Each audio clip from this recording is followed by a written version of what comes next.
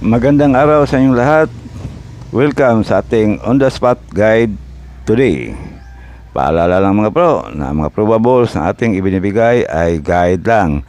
Wala tayong anumang koneksyon sa PCSO na masasabi natin na sureball o sigurado ang ating mga numero. Ang lahat ay nakadepende lang yan sa ating sariling analysis o kompetisyon. Maaari lang tayong manalo pag tumama ang ating compute. Pakilike lang at pakishare sa ating guide. Congrats mga bro sa ating guide kahapon sa 802 Rumble at saka sa 608 Rumble.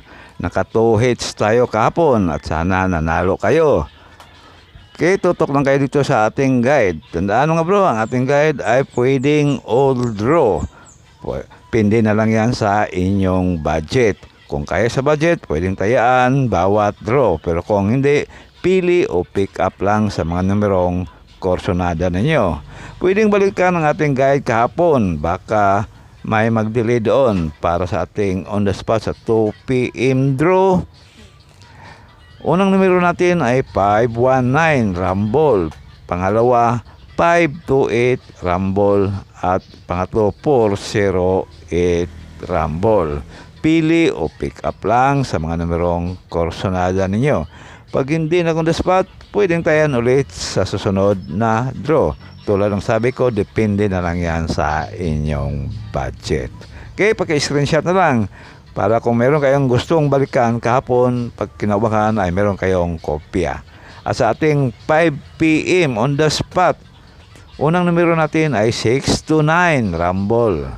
Pangalawa, 628 Rumble at 615 Rumble. Panigurado lang yan mga bro. Kaya pili o pick up lang sa mga numerong korsonada ninyo. Medyo maingay ang ating background mga bro. May music, sana hindi tayo makopyright. Okay? Pili o pick up lang. Pag hindi na on the spot, pwedeng tayan ulit sa susunod na draw. At sa ating pang last draw, 9 PM draw, on the spot natin ay unang numero 458 Rumble. Pangalawa, 658 Rumble. At ang pangatlo, 479 Rumble. Pili o pick up lang sa mga numerong korsonada ninyo.